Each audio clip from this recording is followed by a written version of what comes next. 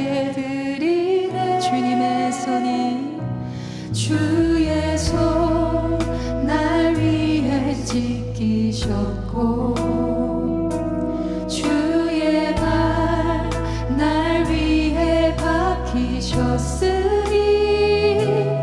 이제는 내가 사는 것이 아니요 오직 주를 위해 사는 것이야. 주님의 손에 주의 손에 나의 손을 포개고 또 주의 발에 나의 발을 포개어 나 주와 함께 죽고 또 주와 함께 살리라. 영원토록 주 위에 살리. 주님의 손에 주의 손에 나의 손을 포개고 또 주의 발에 나의 발을 포개어 나 주와 함께 죽고 또 주와 함께 살리라. 영원토록 주 위에 살리라. 주 위에 살리라.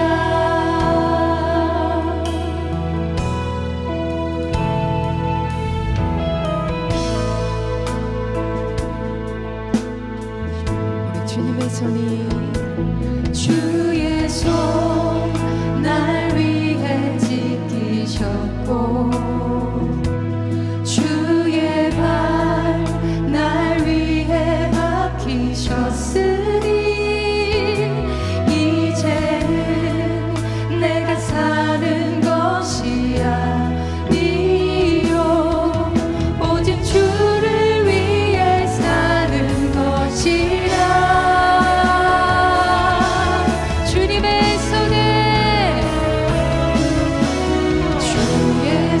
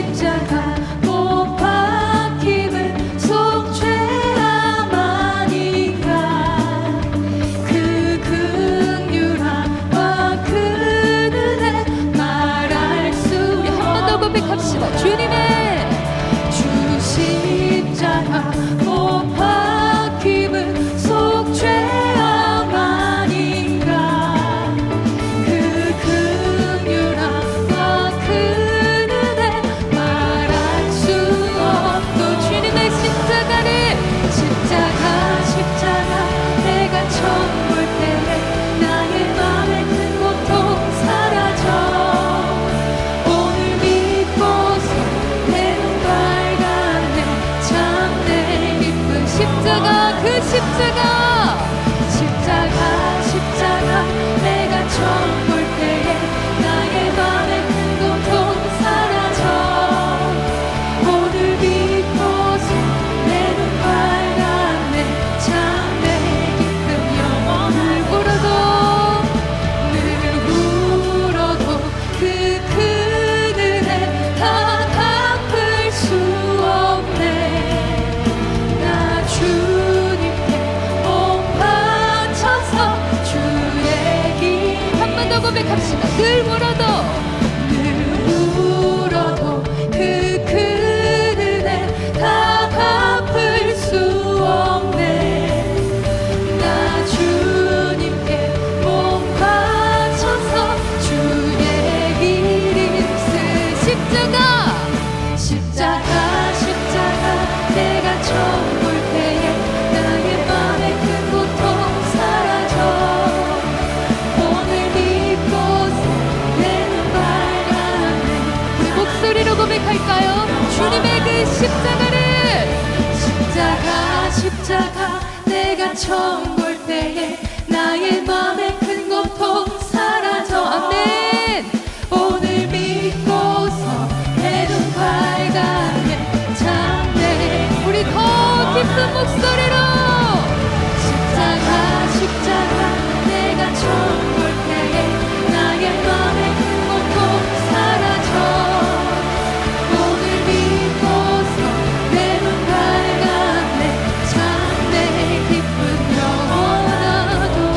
주님의 십자가, 십자가, 십자가, 내가 처음 볼 때에 나의 맘의 큰 고통 사라져. 오늘 믿고서 내 눈 밝았네. 참내 기쁜 영원. 주님의 그 십자가를. 십자가, 십자가, 내가 처음 볼 때에 나의 맘의 큰 고통 사라져. 오늘 믿고서 내 눈 밝았네. 참내 기쁨 영원하도다.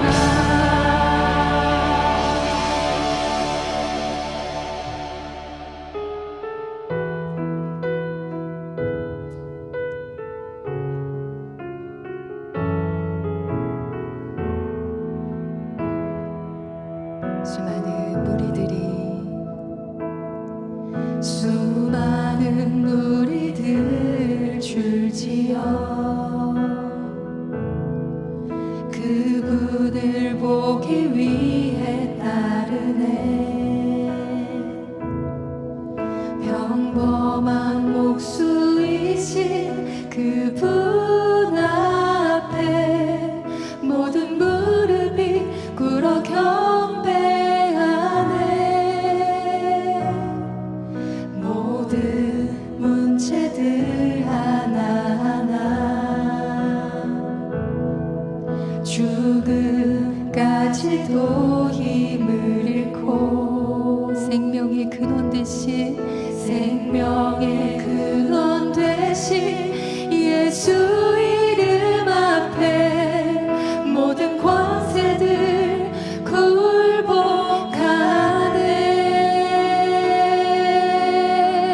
예수 이름 높이세. 예수 이름 높이세. 능력의 그 이름. 예수 이름 높이세. 구원의 그 이름. 예수 이름을 부르는 자. 예수 이름을 믿는 자. 예수 이름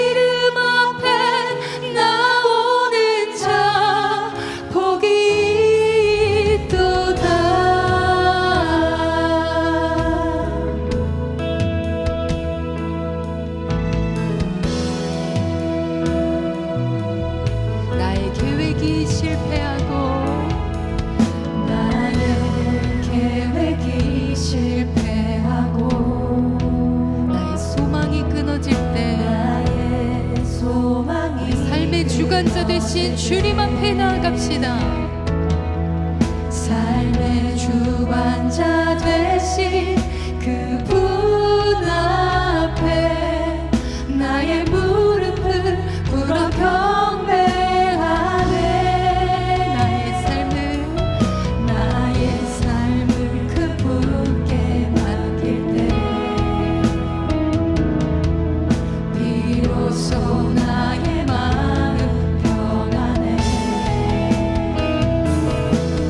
구원의 반석 되신 예수의 이름을 소리 높여 찬송하네.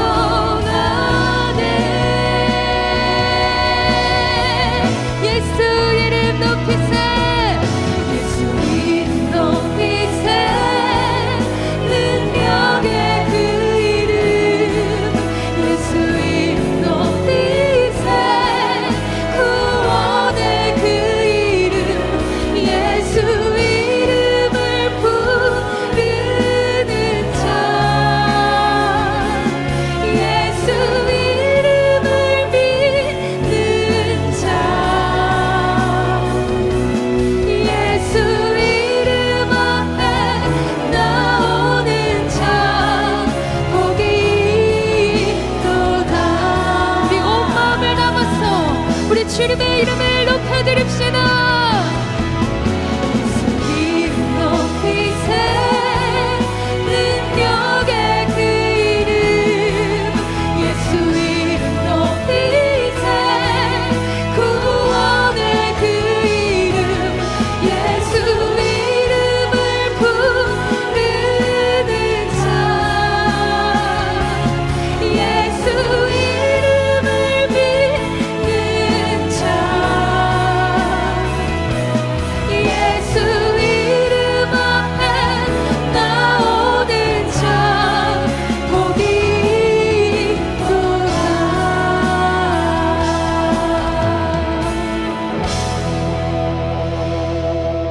우리 다 같이 일어나셔서 영광송으로 하나님을 찬양하도록 하겠습니다.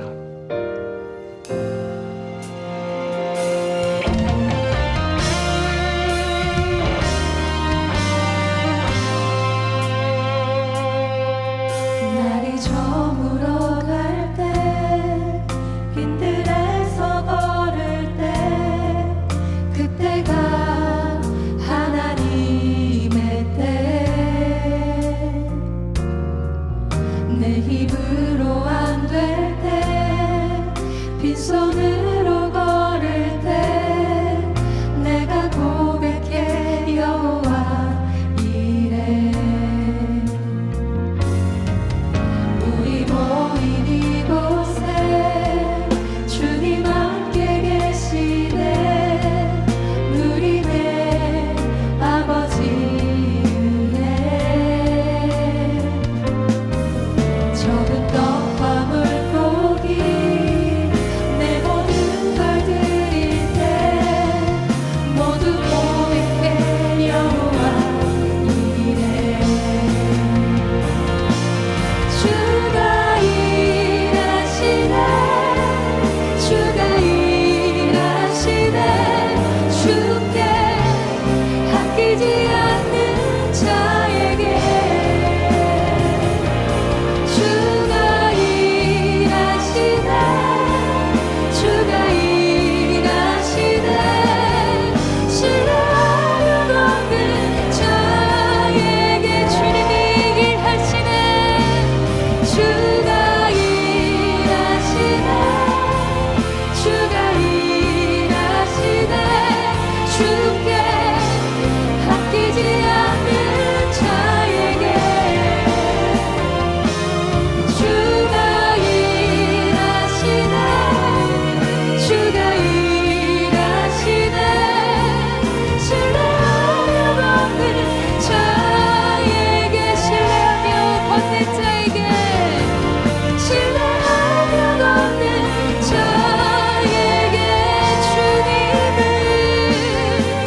신뢰하며 걷는 자에게.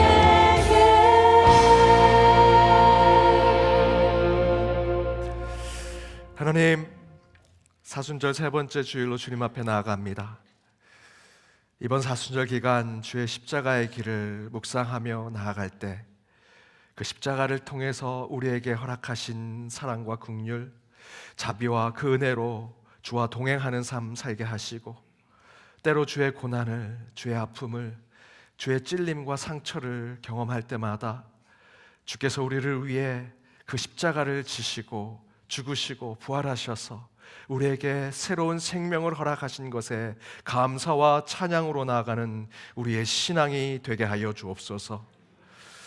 지난 주일 주신 말씀대로 방전된 우리의 삶 가운데 주여 하나님을 우선순위로 삼고 살았는지, 또한 하나님께만 충전된 삶을 살았는지, 내 나라 내 민족 또한 나의 삶을 더 사모하고 사랑하며 그 가운데 함께 하신 주님과 그 삶을 살아내고 있었는지, 오늘 이 시간 한 주의 삶을 돌아보며 회개할 것을 주님 앞에 내려놓고 다시 붙잡아야 할 주님의 지혜를 붙잡고 나아가는 이 시간이 되게 하여 주옵소서.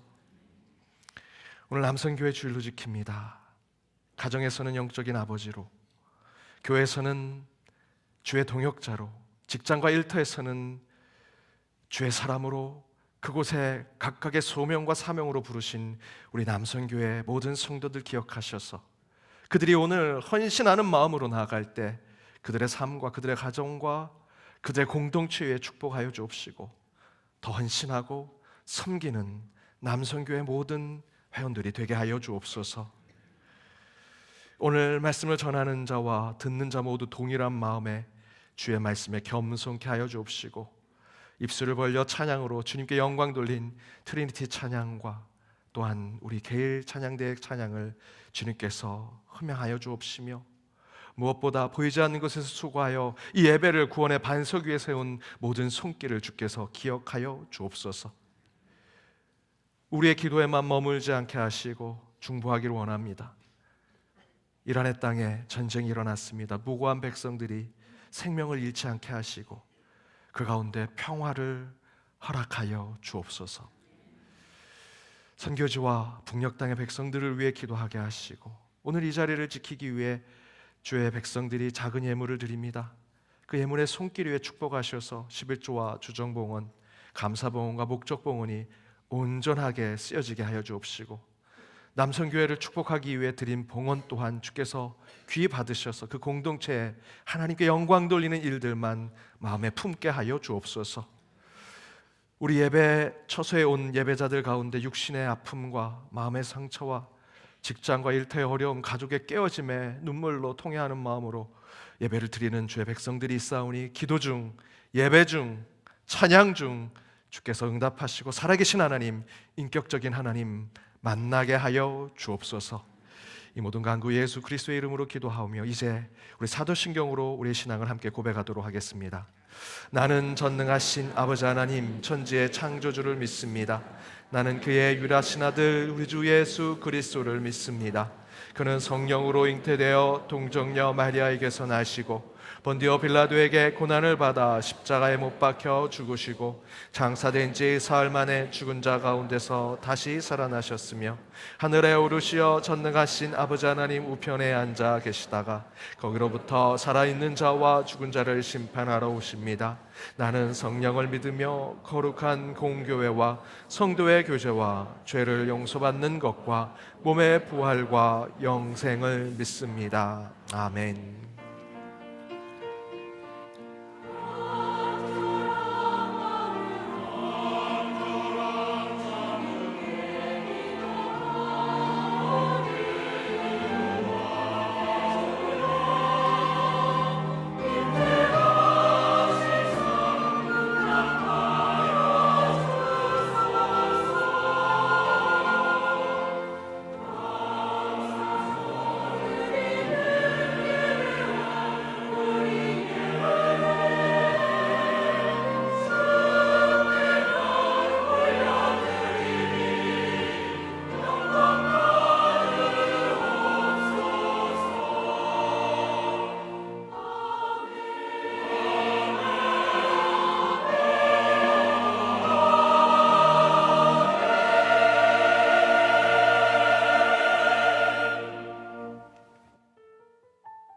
YD 뉴스 2026년 3월 8일 연동교회 소식입니다. 오늘은 사순절 셋째 주일이며 총회가 정한 남선교회 주일입니다. 1, 2, 3부 예배 시 남선교회를 위한 봉헌 기도가 있고 예배 후 퇴장 시 특별 봉헌하실 수 있습니다. 오후 예배는 남선교회 헌신 예배로 드립니다. 삶으로 탄소를 줄이고 신앙으로 사랑을 채우는 탄소금식 발자국 사순절 영성훈련에 동참해 주시길 바랍니다. 자원순환을 위해 오늘 주보는 QR코드를 사용해 주시고 예배 후 나가실 때 깨끗하게 사용하신 주보는 수거함에 넣어 주시기 바랍니다. 청소년 주일학교 소식입니다. 3월 21일부터 매주 토요일 5주간 제9기 연동 숲속 아기학교가 시작됩니다. 신청 및 문의는 박윤신 숲장에게 해주시기 바랍니다. 오는 10일부터 2026년 YBS 봄학기가 개강합니다. 신청 및 문의는 사무처로 해주시기 바랍니다. 1대1 제자훈련 양육자 교육이 3월 21일부터 진행됩니다. 오늘부터 사무처 앞에서 접수를 받으며 문의는 박흥렬 안수집사께 해주시기 바랍니다. 은퇴 장로의 원래회가 이번 주 화요일 오전 11시 베들레헴 예배실에서 있습니다. 원래회 후 김창순 강사를 모시고 AI와 함께하는 복된 노년과 건강관리라는 주제로 특별 강연이 있으니 관심 있는 성도들의 참여를 부탁드립니다. 소그룹 연동교회 역사 모임이 3월 20일부터 모입니다. 문의 및 신청은 나승우 안수집사께 해주시기 바랍니다. 연동신협 조합원 교육으로 4월 7일부터 10일까지 일본 성지순례를 다녀옵니다. 신청 및 문의는 연동신협으로 해주시기 바랍니다. 마라톤 대회로 인해 다음 주일 교회 인근 도로가 통제됩니다. 자세한 내용은 주보를 참고하시기 바랍니다. 자녀 결혼식을 마치고 감사하여 박종하 장로, 장진경 권사 가정에서 오늘 점심을 전 교인에게 대접합니다. 오늘도 은혜로운 주일 되시기 바랍니다. YD 뉴스. 오늘은 사순절 세 번째 주일로 지킵니다. 더불어 총회가 정한 남선교회 주일로 지키고요. 퇴장 시에 예배 후 퇴장할 때 특별 봉헌을 하실 수 있습니다. 오후에는 남선교회 헌신 예배를 드립니다. 우리 많이 참여하셔서 우리 남선교회 헌신 가운데 함께해 주시기를 바랍니다.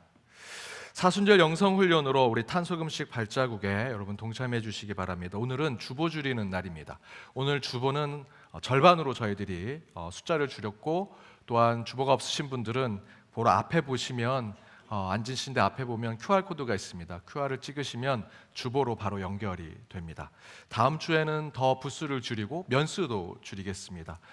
저희들은 계속해서 우리 교회는 녹색교회로 가기 위해서 주보와 또 종이를 줄이고자 저희들 노력하고자 합니다. 함께 동참해 주시기를 부탁드립니다.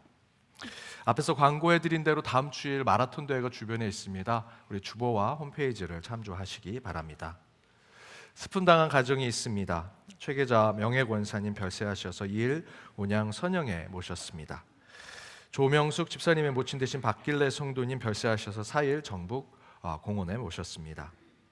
김진호 장로님의 모친 되시고 이경희 권사님의 시모 되시는 이태한 권사님 별세하셔서 6일 성주 선영에 모셨습니다. 우리 슬픔당한 가정을 위해 위로해 주시고 기도해 주시기를 부탁드립니다. 오늘 우리 교회에 처음 오신 분 계시면 손들어 펴 주시기 바랍니다.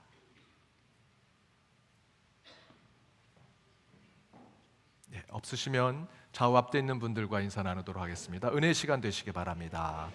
은혜 시간 되시기 바랍니다.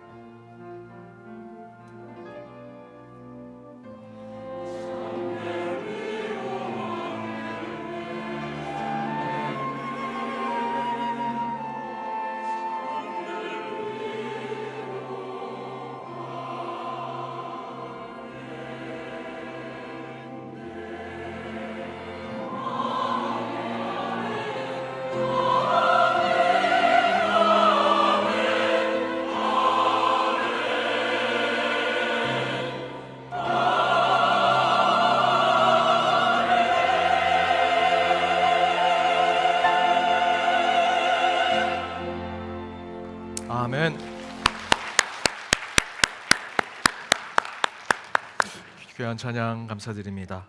오늘 하나님이 주신 말씀은 신약성경 마가복음 3장 7절에서 12절 말씀입니다. 마가복음 3장 7절에서 12절 말씀 차례로 교독하시고 마지막 절은 함께 읽도록 하겠습니다. 제가 먼저 읽겠습니다.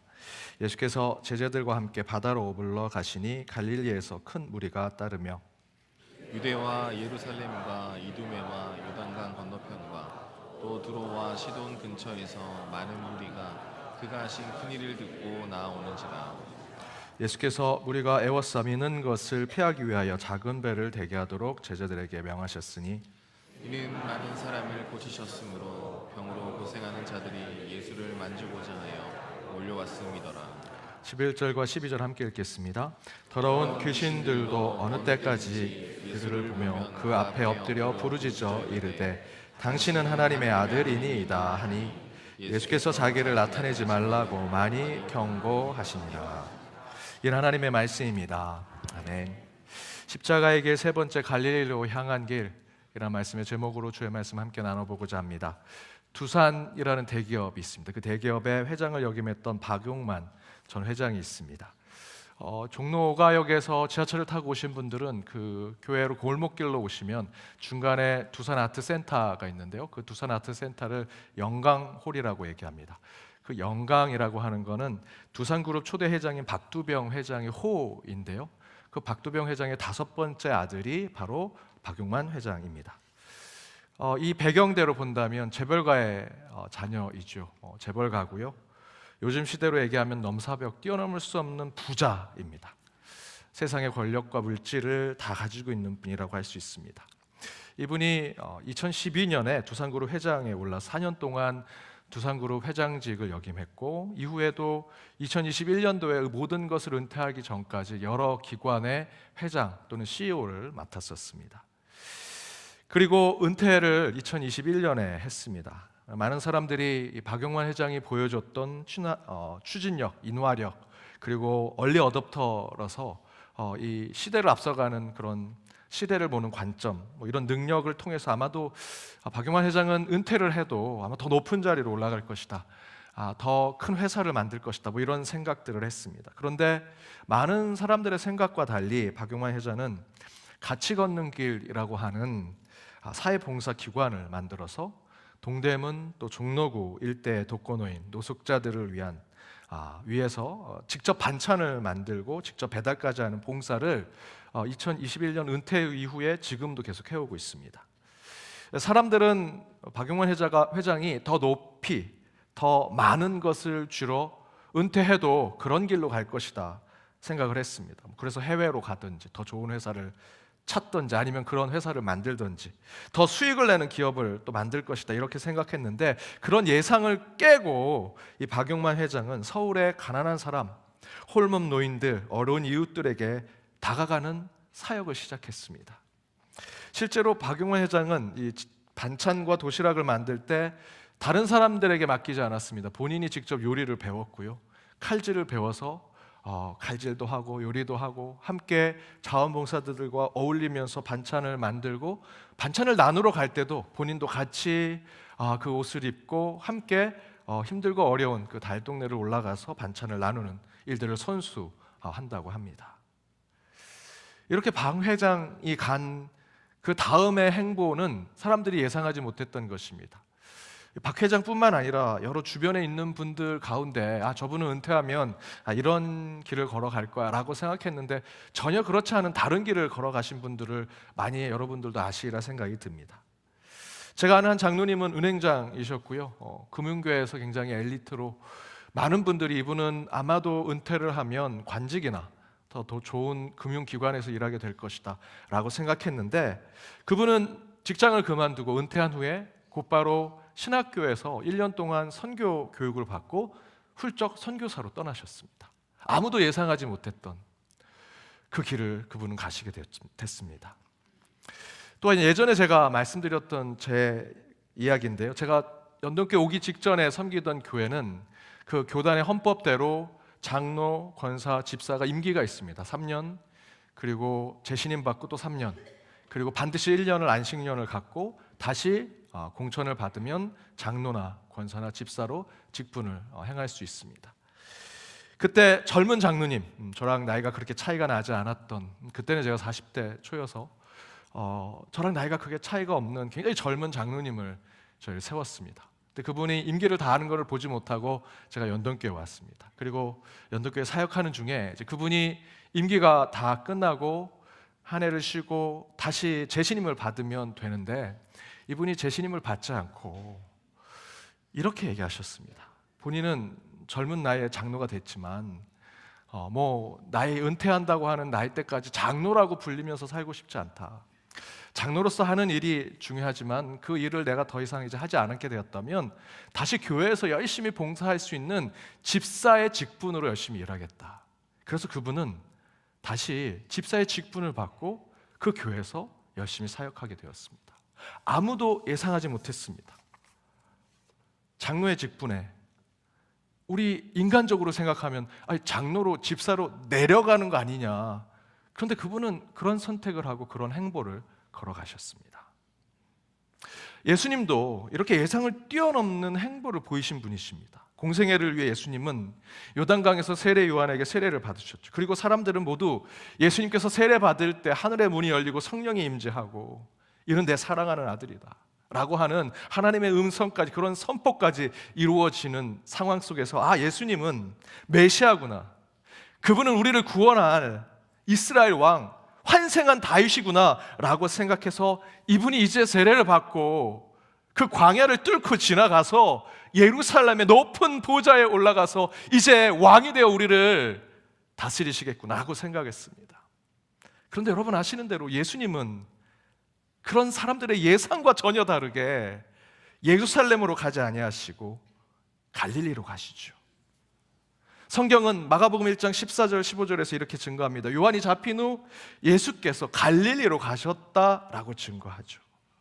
모든 사람이 예수님이 이제 세례를 받고 너는 나의 아들이다 라고 하는 메시아성이 너무나 확증된 선포를 받고 이제 왕으로서 갈 줄 알았습니다. 그래서 지난주 말씀대로 요단강에서 그 유다 광야를 뚫고 예루살렘에 가 그 높은 보좌에서 이 이스라엘 땅을 다스릴 줄 알았는데 전혀 예상과 달리 그는 갈릴리로 가셨다 성경은 증거합니다.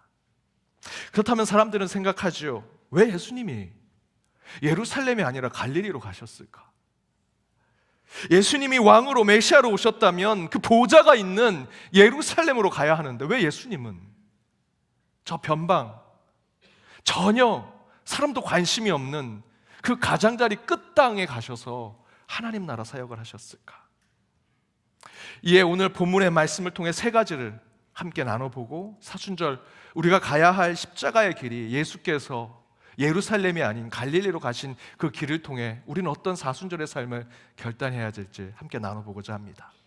그 첫 번째는 중심이 아닌 변두리를 향해야 한다는 것이죠. 예수님이 갈릴리로 가신 것이 그런 메시지를 우리에게 주고 있습니다. 신약 학자인 션 프레이네는 예수를 이해하려면 먼저 갈릴리를 이해해야 한다라고 얘기했습니다. 앞에 보셨던 말씀대로 마가복음 1장 14절의 말씀, 예수님은 예상을 깨고 예루살렘이 아니라 갈릴리로 가셨죠. 갈릴리는요, 이스라엘의 중심으로부터 멀리 떨어져 있는 지방입니다. 지도를 보시면 이스라엘의 중심은 남부에 예루살렘이 있는 유다 지역입니다. 예수님께서 요단강, 그 예루살렘과 동일한 그 위도에 있는 요단강에서 세례를 받고 모든 사람들이 그 세례의 광경 가운데 예수님은 메시아구나, 그리스도구나 라는 것들을 확인했습니다. 그러면 지난주 말씀대로 유다의 광야를 뚫고 예루살렘에 갈 것이라 생각했는데 예수님은 예루살렘으로 가지 아니하시고 갈릴리로 가셨죠. 그런데 갈릴리는 보시다시피 예루살렘 위에 북쪽에 그 중간에 사마리아 땅보다도 더 위에 있는 땅입니다. 이스라엘의 경계와 같은 곳입니다. 그러니까 북쪽에 있는 외세가 침범할 때 갈릴리는 예루살렘을 지키기 위한 1차 방어선 같은 것이죠. 갈릴리에 살았던 사람들은 전쟁이 나면 먼저 방패막이가 되었습니다. 거기서 목숨을 잃고 예루살렘 중심을 지키는 역할을 했던 곳입니다. 변두리죠. 가장자리에 있습니다. 그런데 예수님이 그곳에 가신 것입니다. 그래서 션 프레인의 교수는 예수를 진정으로 이해하기 위해서는 그 중심, 많은 유물이 있고 왕족이 이어졌던 많은 흔적들이 있는 예루살렘이 아니라 전혀 그런 것들을 생각할 수 없는 갈릴리, 그곳에 가신 예수님의 흔적을 쫓아가야만 예수님을 이해할 수 있다라고 이야기합니다. 더 나아가서 예수님은 그곳에서 그저 변방에 있는 땅에 가셔서 하나님의 말씀을 전한 것이 아니고요, 그곳에서 또한 가장자리의 삶을 살아가는 사람들을 만나셨습니다. 이에 성경은 이렇게 기록합니다. 마가복음 1장 16절에서 20절의 말씀에 보면 예수님이 갈릴리 지방에 가서 그 갈릴리 바다 해변가에서 제자를 부르십니다. 그 제자들이 누굽니까? 당시 똑똑한 서기관, 율법학자? 아니요, 어부를 부르셨습니다. 당시 어부의 계층은 하층민입니다. 그 하층민을 하나님 나라 사역하는데 부르셨다라는 것이죠. 그리고 21절 말씀대로 마가복음의 말씀 1장 21절 이하의 말씀에 그 갈릴리에서 주님께서 하셨던 행적이 나오는데요, 그 행적이 회당에서 말씀을 전하고 율법학자들과 만나서 율법을 토론하고 민족의 지도자들과 함께 정세를 이야기하면서 정치를 어떻게 해야 되는지 그런 얘기 안 나옵니다. 혹시 성경 있으면 펴보십시오. 21절 이하로부터 귀신 들린 자를 고쳐주시고요, 각종 병 걸린 자들을 찾아가 고쳐주십니다. 나병 환자 고쳐주시고 다음 장 2장에 보면 처음부터 중풍병자를 고치시는 이야기가 나옵니다. 그 중간 13절 이하에는 사람들에게 무시당했던 세관, 세리, 레위를 제자로 부르시는 이야기가 나오죠.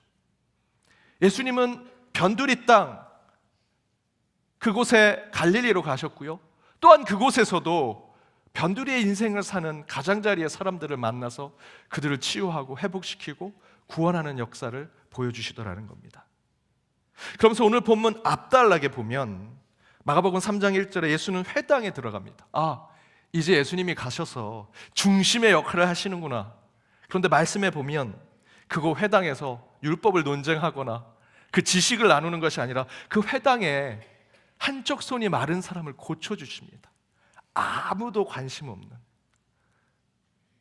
그 손 마른 아픈 자를 주님께서 어루만져 고쳐주시죠. 그런데 그날이 주일입니다. 안식일입니다. 그걸 문제 삼은 바리새인과 헤롯 당의 그 지도자들이 함께 모여서 무엇인가 논의를 합니다. 뭘 논의합니까? 6절에 이렇게 기록되어 있습니다. 바리새인들이 나가서 곧 헤롯 당과 함께 어떻게 하여 예수를 죽일까 의논하더라. 바리새인, 헤롯 당, 유대의 지도자들, 이 땅의 리더들이 함께 모여서 어떻게 하면 이 백성들을, 이 나라를 잘 다스릴까, 선한 것들을 어떻게 보일까라는 것을 논의해야 되지 않습니까?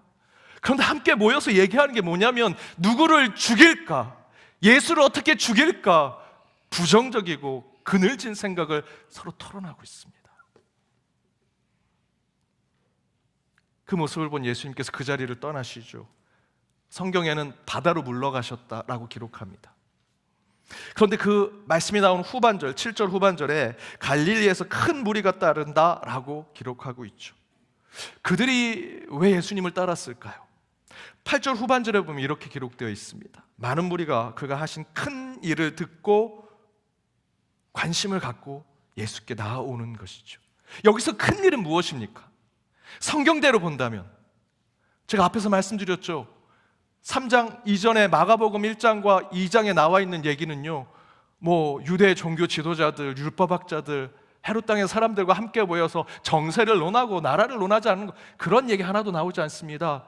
중풍병자, 나병 환자, 누구에게도 얼굴을 내밀 수 없고 손을 내밀 수 없는 질병에 빠져 있는 사람들을 예수님이 찾아가서 고쳐주는 이야기가 나옵니다. 바로 7절 후반절에 8절 후반절에 나와 있는 큰 예수의 이야기는 치유와 구원의 이야기입니다. 그 얘기를 들은 사람이 예수님을 찾아옵니다. 예수님이 왜 중심이 아니라 변두리에서 하나님 나라의 구원 사역을 하시는지를 이 말씀을 통해 보여주시죠. 이유는 간단합니다. 그곳에 구원이 필요한 자들, 치유가 필요한 자들이 그곳에 있었기 때문입니다.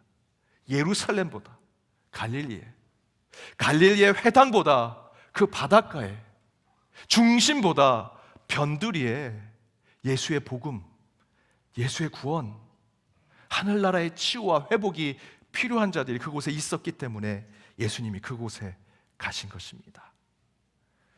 6절에 바리새인과 헤롯당 같은 유대 지도자들은 모여서 죽음에 대해서 논의합니다. 어떻게 죽일까? 그러나 7절과 8절에 갈릴리에서 만난 주변부의 사람들, 무리라고 표현되어 있죠. 이 무리들은 예수를 바라보고 예수를 만나면서 무엇을 원했을까요? 생명을 원하는 것이죠. 다시 살기를 원하는 것이고요, 회복되기를 원하더라라는 것입니다. 서로 완전히 비교되죠. 지난 주일 저희 오후에 한 세기를 넘게 사셨던 107세신 우리 김영석 교수님을 모시고 신앙 강연회를 했습니다. 그때 우리 김영석 교수님이 이런 얘기를 하셨습니다. 역사를 완성하는 것은 사랑이다.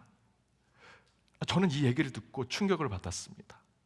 제가 그동안 공부했던 역사, 많은 사람들이 지식적으로 알고 있는 역사의 완성은 모든 한 사람 한 사람의 백성의 그 주권이 모아지는 민주주의의 완성이 역사의 완성 아니겠습니까? 자유와 해방이 다 이루어지는 그 시대, 그것이 역사의 완성이 아닐까? 유토피아가 건설되는 것이 역사의 완성이 아닐까? 그런데 김영석 교수님은요, 그렇게 얘기하지 않으셨습니다. 역사의 완성은 사랑이 이룰 것이다. 저는 충격을 받았습니다. 그러면서 이렇게 얘기하십니다. 사랑받는 사람이 행복한 것이 아니라 사랑을 베풀고 나눌 때 진정한 행복이 이 땅 위에 있는 것이다. 어쩌면 세상의 중심에 있는 사람들은 6절에 있는 그 바리새인 헤롯 당들과 같은 그 사람들은 역사는 자기들이 써내려가고 자기들이 완성한다 생각할지도 모르겠습니다. 세상의 중심에 있는 자기들, 돈과 물질, 권력과 명예를 가지고 있는 우리가 그 역사를 완성할 것이다 라고 생각할지는 모르지만, 크리스찬인 김영석 교수님은 자신의 100년의 삶을 엑기스로 뽑아서 우리에게 이렇게 얘기하셨습니다. 그 역사는 그들이 완성하는 것이 아니라 사랑의 하나님이 완성하는 것이다.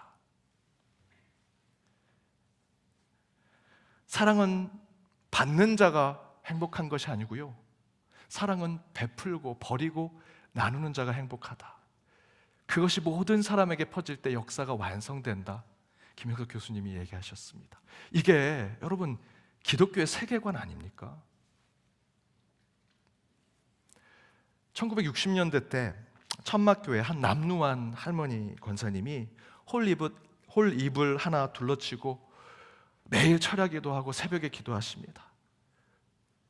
너무 가난해서 힘들게 그냥 한 끼도 제대로 못 먹는 분이라 저렇게 그냥 기도하나 보다 이렇게 생각했는데, 새벽 아침 때쯤 되면 복부인과 같은 한 여자가 와서 맨날 앞에다가 좋은 죽과 차를 놓고 갑니다.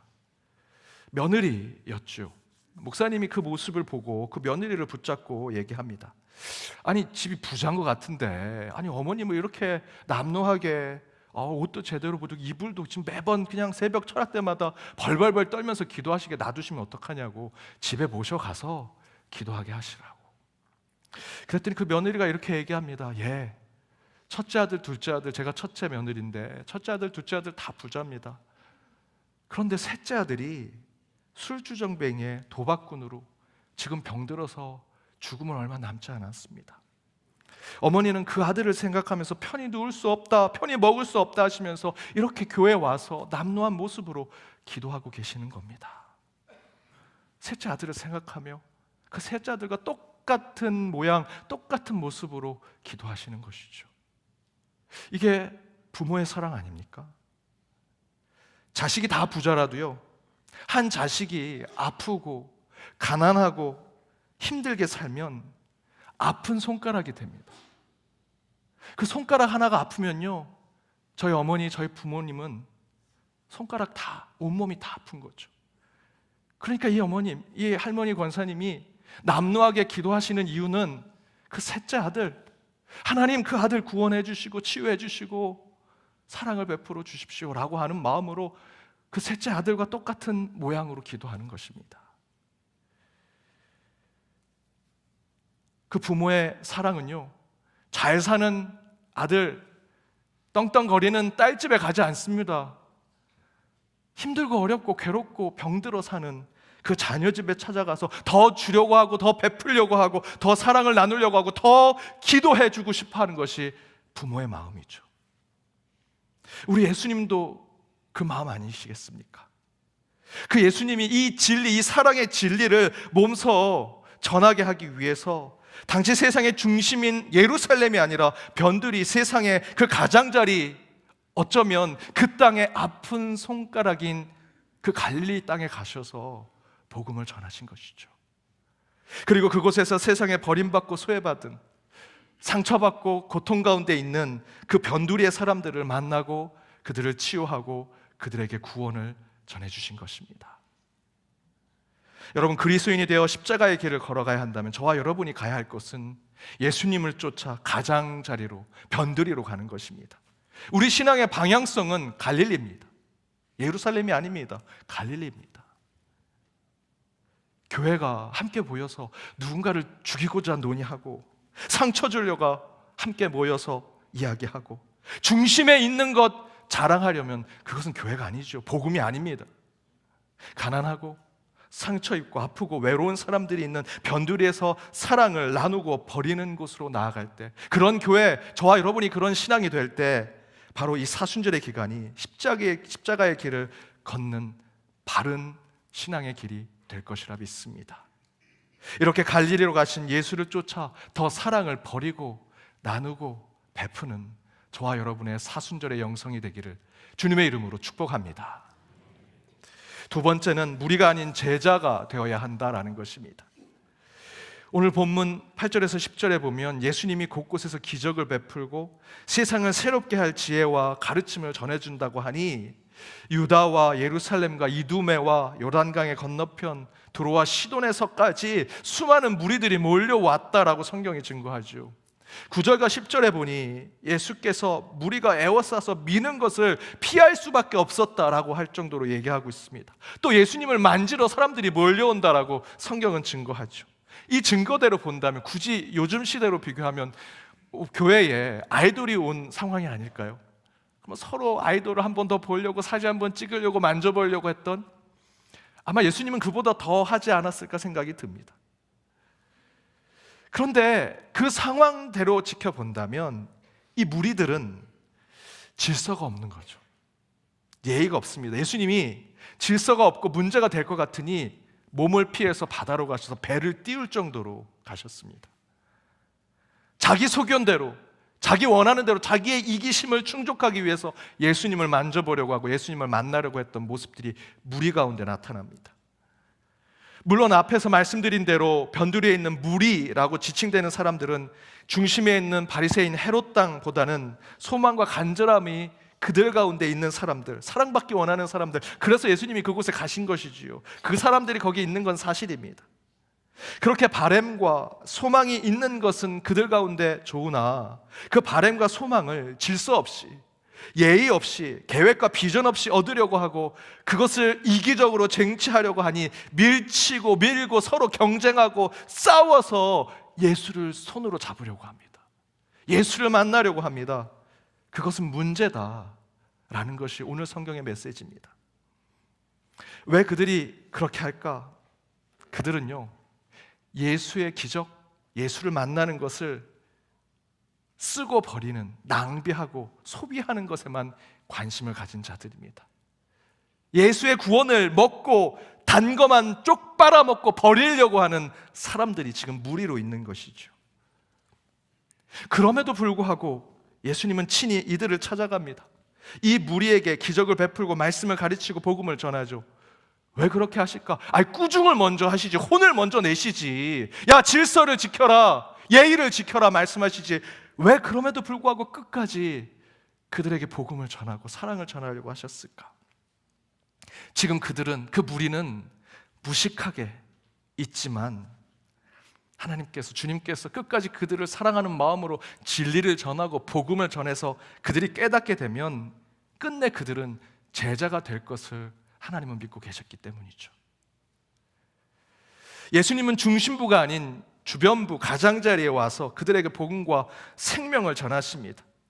조건 없는 사랑과 긍휼, 자비와 은혜와 기적과 표적을 그들에게 베푸셔서 끝내 그들의 마음을 움직여서 제자로 세우고자 하는 것이죠. 여러분, 요즘 많은 교회들이 제자 양육 훈련을 합니다. 10주 과정, 15주 과정. 그 10주, 15주 세미나 몇 번 들어서 제자 양육 받으시면 여러분 제자가 되십니까?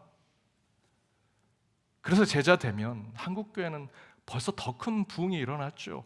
아무리 양육 훈련 10주, 12주, 15주 받아도 제자가 못하는 사람이 너무나 많습니다. 여러분, 제자는요, 하나님이 부르셔야 제자가 되는 겁니다.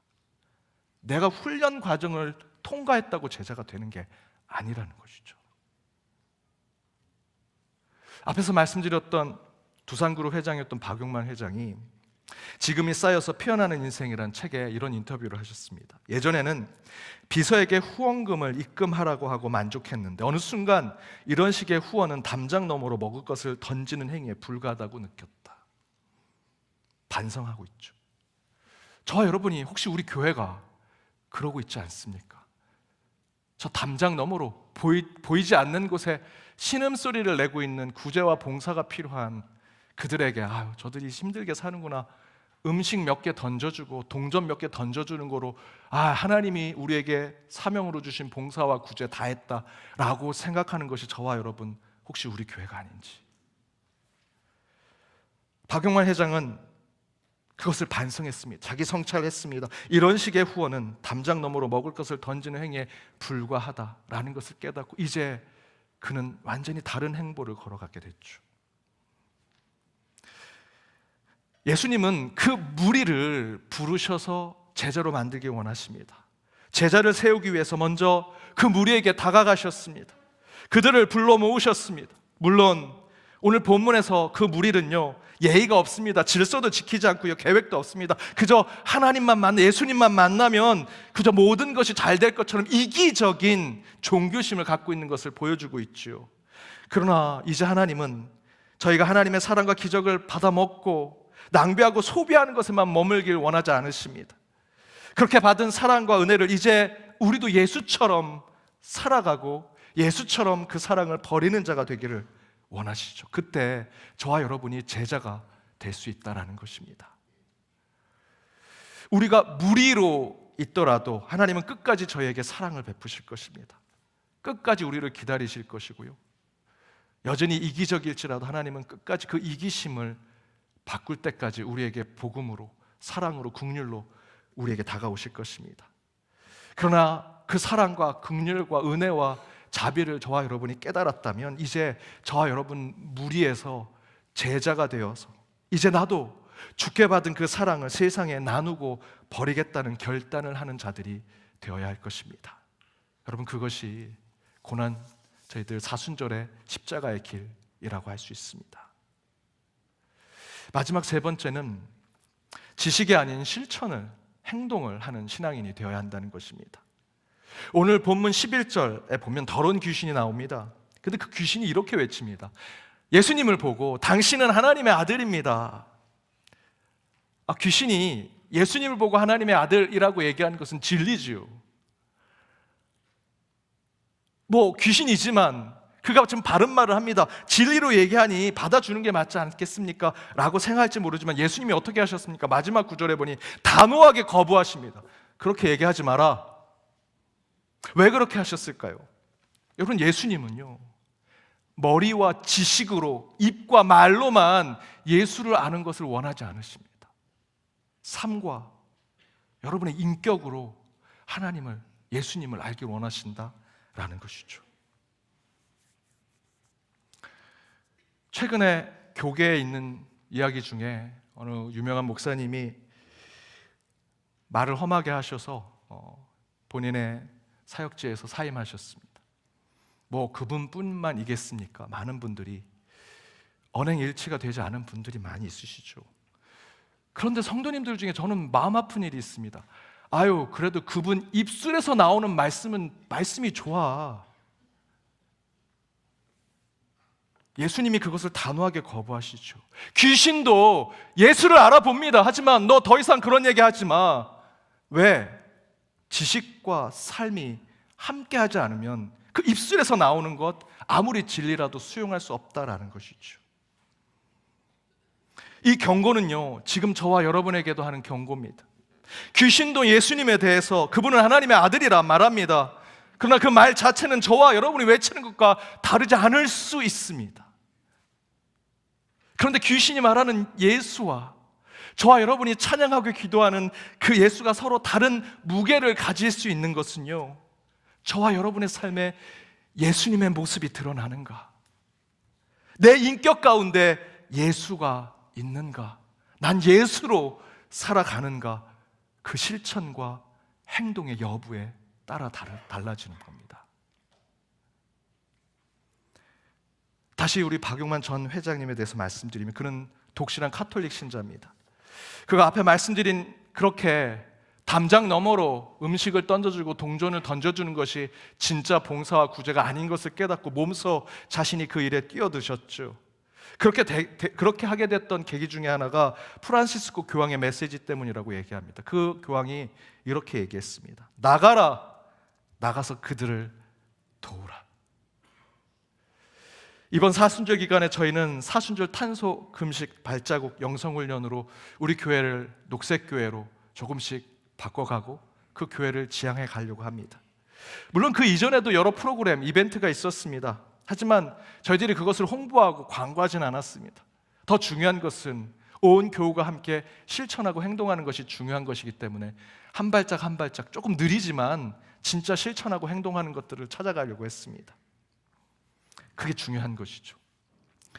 그런데 상식의 오류사전이라는 책에 보면 독일의 환경 정책을 주로 중심의 정책으로 외치는 녹색당이라는 곳이 있습니다.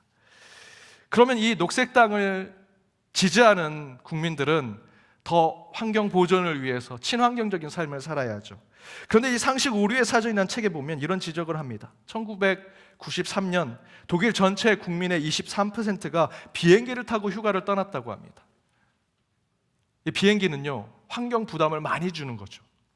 그런데 녹색당을 지지하는 사람들은 26%가 비행기를 타고 휴가를 떠났습니다. 3%가 더 많은 사람들이, 환경을 생각하는 녹색당을 지지하는 사람들이 더 비행기를 타고 떠났습니다.